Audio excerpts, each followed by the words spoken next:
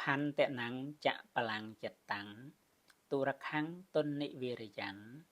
ឧជុងការោតិមេទេវីឧសុការោវតេចណាំងអ្នកប្រាជ្ញតែងធ្វើចិត្តដែលញាប់ញ័រក្លែងក្លងរក្សាបានដោយកម្រហាមឃាត់បានដោយលំបាកឲ្យជាចិត្តត្រង់បានដូចអ្នកធ្វើព្រួញពុតព្រួញឲ្យត្រង់វីរិជូវៈថលេខិតតោអោកមោកតៈឧបតោបរិផាន់តតិទាំងចិត្តតាំង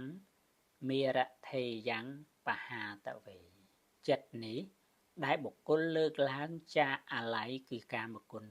5បោះទៅក្នុងវិបស្សនាកម្មដ្ឋានដើម្បីលះបង់នៅវត្តជាទីនៅនៃមារមែងញាប់ញ័រដូចត្រីដែលគេលើកឡើងចាកទីនៅគឺទឹកបោះទៅលើគោកដូច្នោះឯង